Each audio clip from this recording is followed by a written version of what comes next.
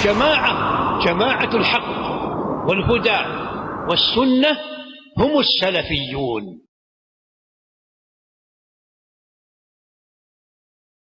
الله وسلم وبارك على عبده ورسوله محمد وعلى آله وصحبه أجمعين وعلى من تبعهم بإحسان إلى يوم الدين. أما بعد، معزز صدر اجلاس، اسٹیج پر تشریف فرما علماء کرام، ابھی الحمدللہ آپ نے مجھ سے قبل مقرر سے صحابہ اکرام کے حوالے سے اہل السنہ والجماعہ اہل الحدیث کا کیا عقیدہ ہے اس کے حوالے سے آپ نے گفتگو سنی. اللہ سبحانہ و تعالیٰ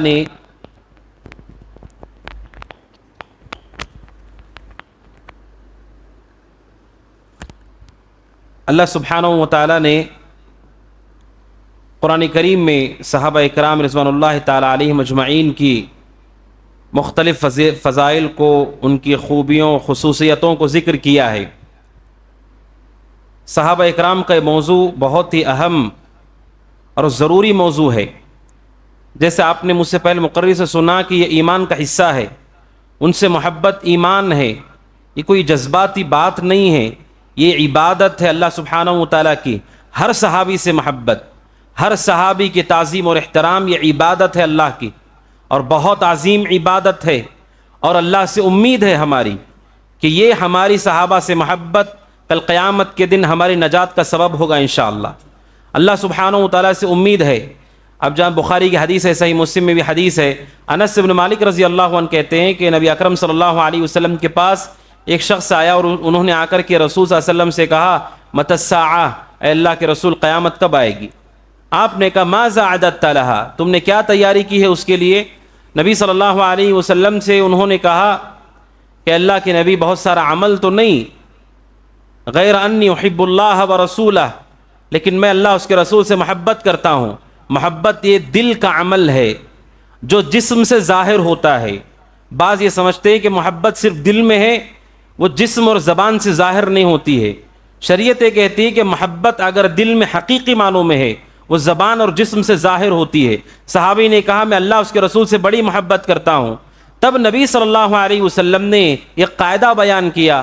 آپ نے کہا المرء مع من احبہ، آپ نے کہا ہر انسان کل قیامت کے دن اسی کے ساتھ ہوگا جس سے وہ محبت کرتا ہے. جس سے آپ کی محبت ہے، مودت ہے، کل قیامت کے دن آپ اسی کے ساتھ ہوں گے. یہ اللہ کے نبی صلی اللہ علیہ وسلم نے بیان کیا. حضرت انس بن مالک رضی اللہ عنہ کہتے ہیں کہ مسلمان ہونے کے بعد، اسلام کے بعد سب سے زیادہ ہمیں خوشی ہوئی، صحابہ کو خوشی ہوئی اس حدیث سے. جو حدیث کا ٹکڑا آپ نے سنا مختصر ٹکڑا ہے، جو جس سے محبت کرتا ہے وہ اس کے ساتھ ہوگا.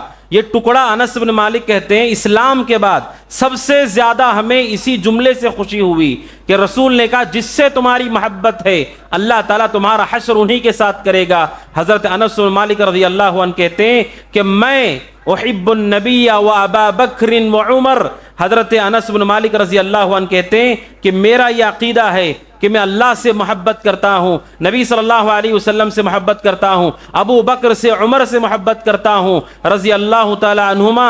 حضرت انس بن مالک رضی اللہ عنہ کہتے ہیں مجھے اللہ سے امید ہے کہ اللہ تبارک و تعالی مجھے انہی کے ساتھ رکھے گا قیامت کے دن. اگرچہ کہ میرا عمل ان کی طرح نہیں ہے، لیکن مجھے اللہ سے امید ہے اللہ مجھے ان کے ساتھ رکھے گا. انس بن مالک خود صحابی ہیں، صحابی ہو کر دوسرے صحابہ سے محبت کو وہ ایمان سمجھتے تھے، دوسرے صحابہ سے محبت کو نجات کا ذریعہ سمجھتے تھے. وہ کہتے ہیں خود صحابی 10 سال تک رسول کی خدمت کرنے والے خادم رسول انس بن مالک کہتے ہیں ابو بکر اور عمر کی محبت مجھے اللہ سے امید ہے کہ میرا عمل ابو بکر و عمر کی طرح نہیں، لیکن ان کی محبت کی وجہ سے اللہ تبارک و تعالی مجھے ان کے ساتھ کرے گا، میرا حشر ان کے ساتھ ہوگا.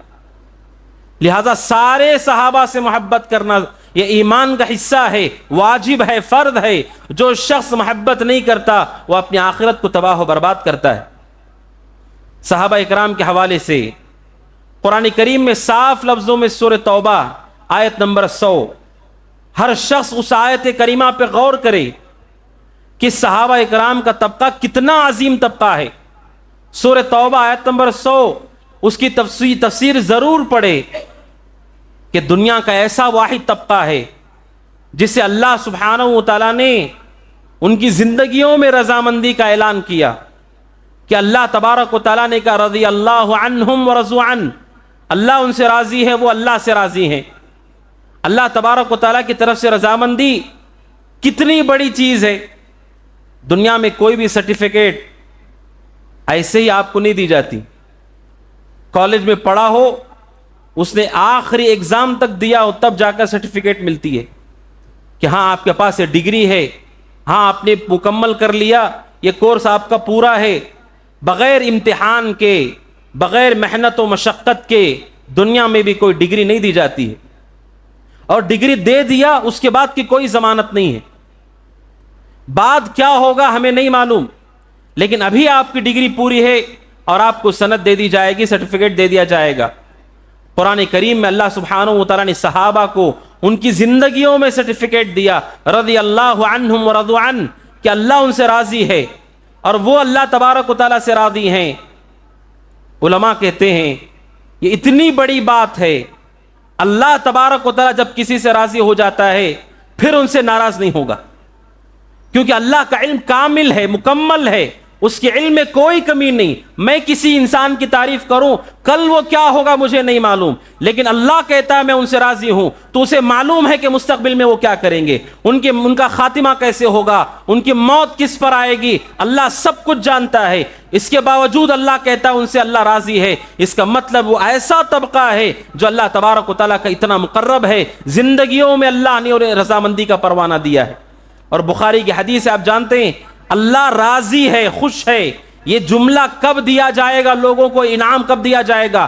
جنت میں جانے کے بعد دیا جائے گا۔ بخاری کی حدیث ابو سعید خدری رضی اللہ عنہ کہتے ہیں جب جنتی جنت میں چلے جائیں گے، اللہ انہیں پکارے گا یا اہل الجنہ، اے جنتیوں، سارے جنتی متوجہ ہوں گے اور کہیں گے اے اللہ ہم حاضر ہیں۔ اللہ سبحانہ و تعالیٰ کہتا ہے کیا میں تمہیں کوئی چیز عطا کروں؟ تو وہ کہیں گے اے اللہ تو نے ساری چیزیں ہمیں عطا کر دیں جو کسی کو نہیں ملی، اے اللہ تو نے سب کچھ ہمیں عطا کر دیا ہے۔ اللہ تبارک و تعالیٰ ان سے کہے گا کہ میں تمہیں ان ساری نعمتوں سے بڑی نعمت دیتا ہوں، جنت اور جنت کی ساری نعمتوں سے بڑی نعمت میں تمہیں دیتا ہوں۔ اب سوچئے جنت جو ساری راحت کا ٹھکانہ ہے، سعادت کا ٹھکانہ ہے، وہاں جانے کے بعد اللہ کہے گا میں اس سے بہتر چیز تمہیں دوں گا۔ اللہ سبحانہ و تعالیٰ سے اہل جنت طلب کریں گے وہ کیا چیز ہے، اللہ سبحانہ و تعالیٰ اس وقت کہے گا احل علیکم رضوانی فلا اسخط علیکم بعدہ ابدا، اللہ کہے گا آج میں تم پر اپنی رضامندی کو حلال کرتا ہوں، آج کے بعد کبھی تم سے ناراض نہیں ہوں گا۔ جنت میں جانے کے بعد جنتیوں کو اللہ تبارک و تعالیٰ رضامندی کا پروانہ دے گا، اس لیے قرآن کہتا ہے رضوان من اللہ اکبر، اللہ کی رضامندی سب سے بڑی ہے۔ جنت مخلوق ہے اللہ کی، رضامندی اللہ کی صفت ہے کہ جب وہ کہتا ہے کہ میں راضی اور خوش ہوں، یہ ساری نعمتوں سے بڑی نعمت ہے۔ اتنی بڑی خوشخبری اللہ نے اصحاب رسول کو دنیا میں دی ہے، ایسا ان کا عقیدہ تھا، ایسا ان کا عمل تھا، ایسا ان کا اخلاص تھا، ایسا ان کا کردار تھا کہ دنیا میں اللہ تبارک و تعالیٰ نے انہیں وہ بشارت دی۔ صرف انہیں نہیں، اللہ کو یہ طبقہ اتنا محبوب ہے والذین اتبعوہم بإحسان کہ قیامت تک جو بھی لوگ اللہ کی رضامندی چاہتے ہیں، جو بھی اللہ کی رضامندی چاہتے ہیں، ان سب پر فرض ہے انصار و مہاجرین کے راستے پر چلے۔ صرف یہ طبقہ نہیں، اس طبقے کے مطابق جو اپنے اعمال کو، عقیدے کو، کردار کو رکھے گا، اللہ تعالیٰ قیامت تک اللہ تبارک و تعالیٰ انہیں بھی رضامندی دے گا۔ ان کا عمل، ان کا اخلاص، اس کی واقعات، تفصیلات آپ سنتے ہیں۔ بخاری کی حدیث ابو ہریرہ رضی اللہ عنہ کہتے ہیں نبی صلی اللہ علیہ وسلم کے پاس ایک شخص آئے، وہ مہمان تھے۔ نبی اکرم صلی اللہ علیہ وسلم نے ان کے مہمان نوازی کا ارادہ کیا، آپ نے اپنے ازواج مطہرات کو پیغام بھیجا کہ مہمان نوازی کے لیے کچھ ہے؟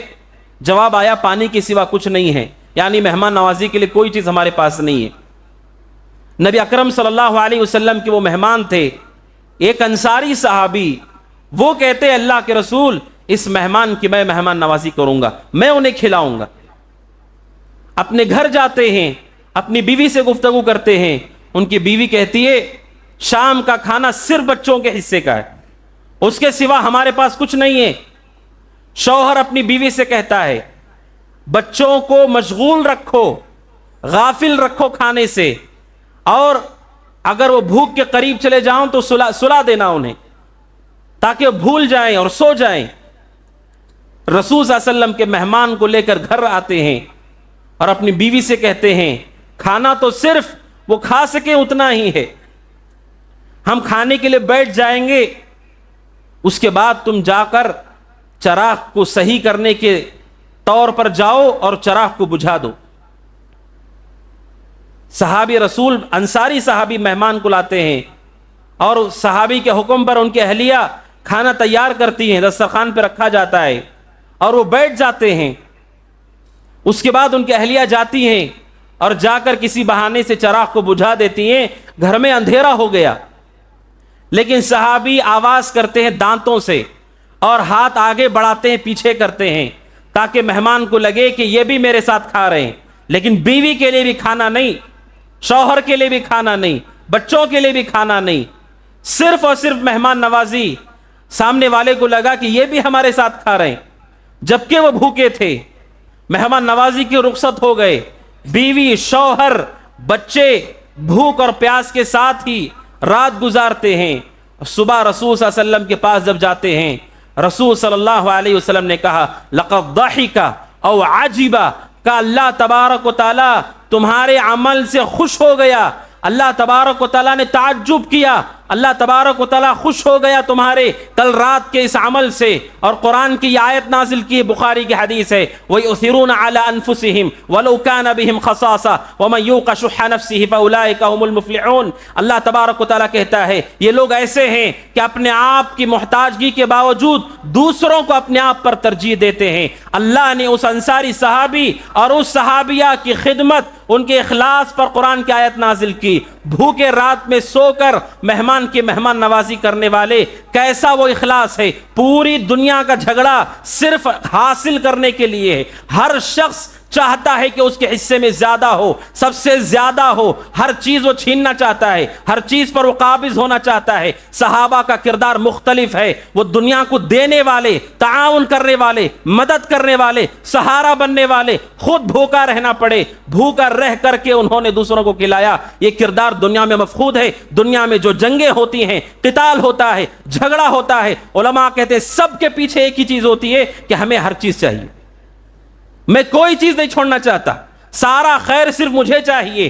یہ پوری دنیا کا جھگڑا ہے، چاہے ملکوں کا جھگڑا ہو، سماج اور معاشرے کا جھگڑا ہو. ہر آدمی سمیٹنا چاہتا ہے دنیا کو. لیکن صحابہ کا ایک کردار ہے، وہ اللہ تبارک و تعالیٰ کے لوٹانے والے تھے. حضرت ابو ہریرہ کہتے ہیں رضی اللہ عنہ، وہ انصاری صحابی کا کردار کہ قرآن کریم نے ان کے متعلق آیتیں نازل کی اور کہا کہ وہ دوسروں کو اپنے آپ پہ ترجیح دیتے ہیں.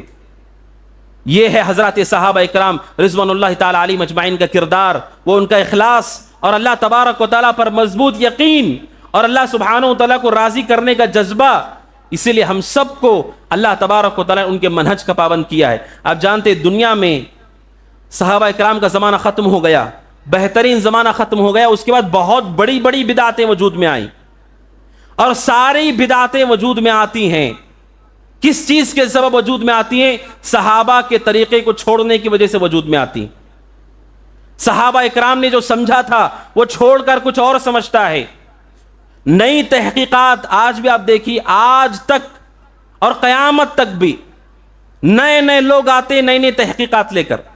میں وہ بات بتا رہا ہوں آج تک کسی عالم نے نہیں بتایا، آج تک کسی محدث نے کتاب میں نے لکھا، آج تک کسی فقیہ نے نہیں بیان کیا. تحقیقات کے نام پر پوری امت کو فرقہ واریت میں جھونک دیا گیا.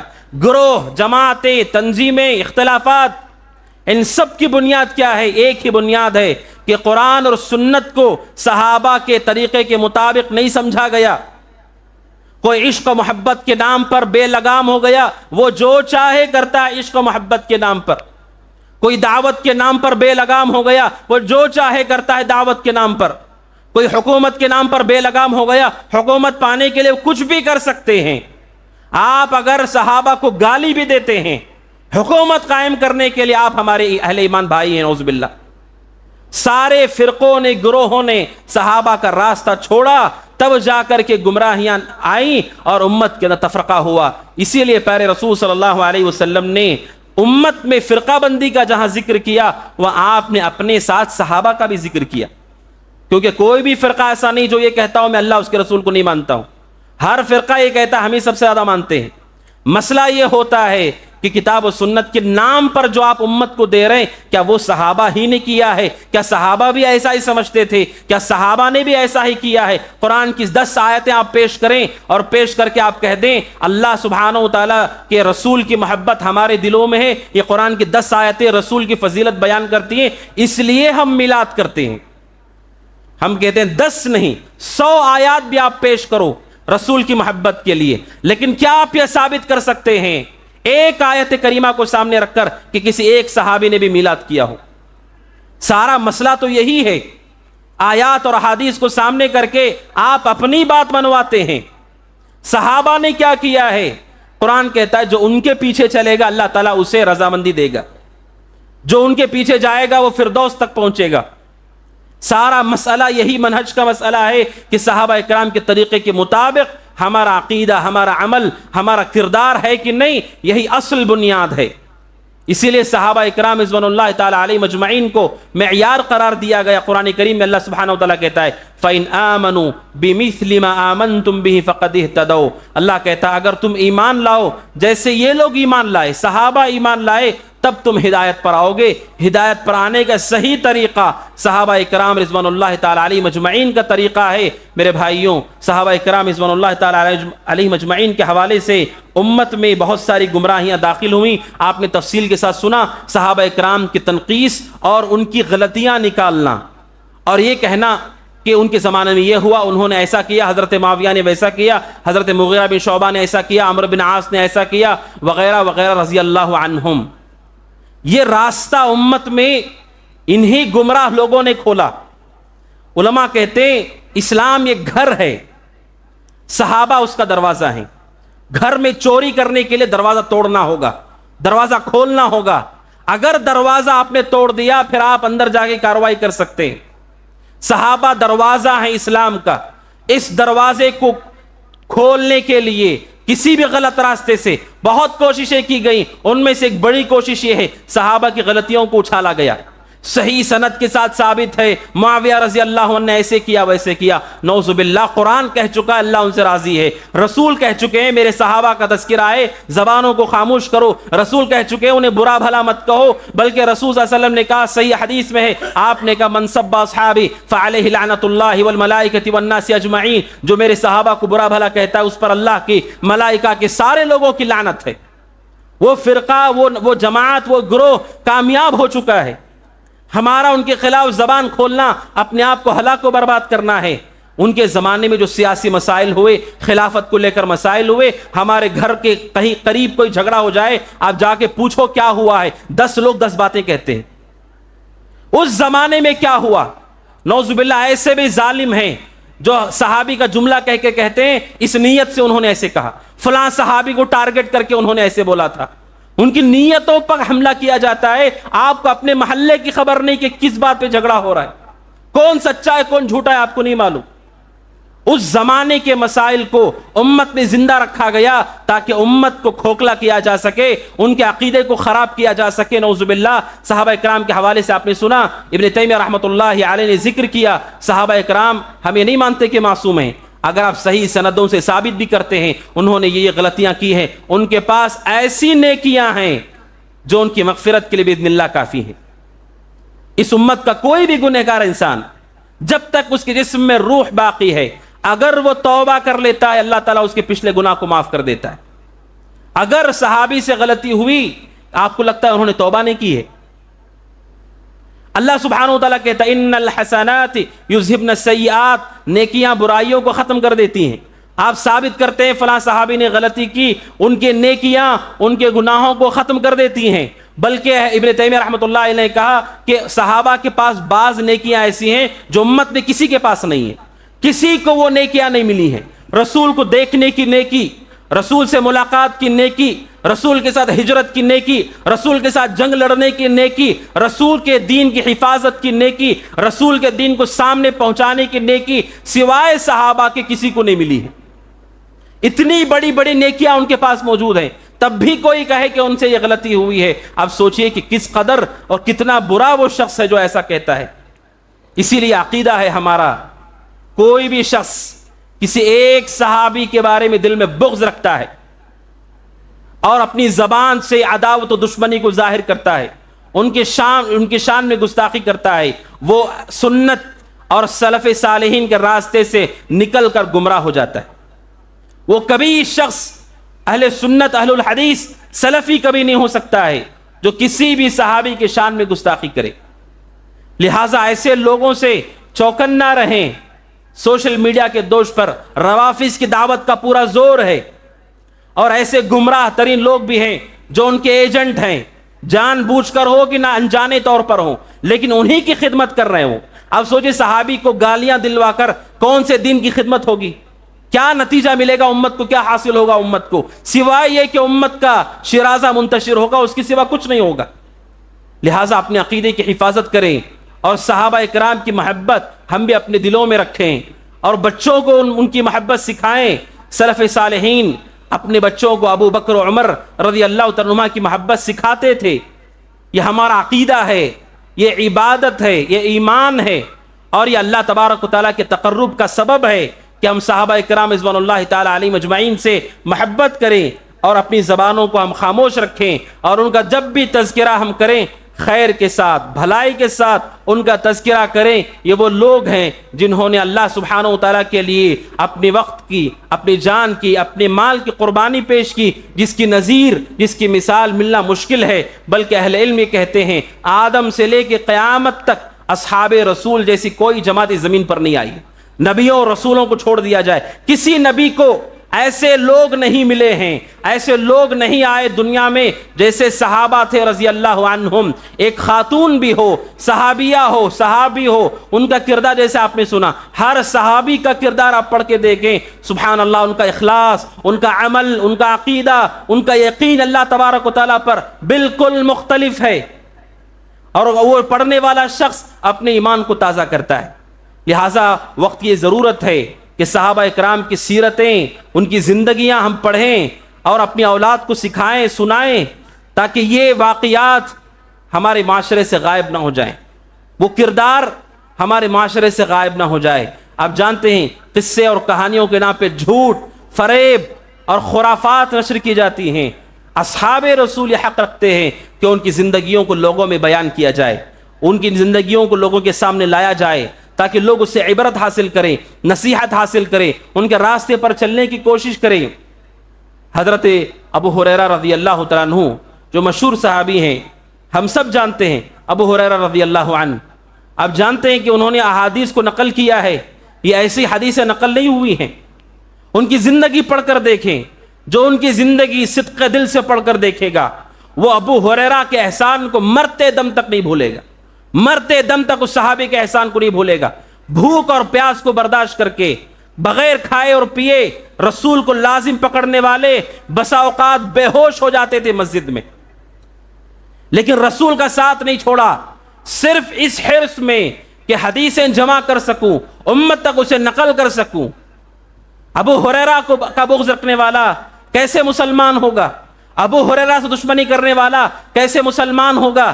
جنہوں نے بھوک اور پیاس کو برداشت کیا تاکہ امت تک حدیثوں کو پہنچایا جائے۔ ابو ہریرہ رضی اللہ عنہ کے بارے میں ہے، وہ بازار میں آ کر کہتے لوگوں رسول کی میراث مسجد میں تقسیم ہو رہی ہے، لوگ آتے اور دیکھتے مسجد میں کوئی مال نہیں ہے۔ ابو ہریرہ کہتے رضی اللہ عنہ یہ حدیثیں رسول کی میراث ہیں، رسول کی وراثت ہیں۔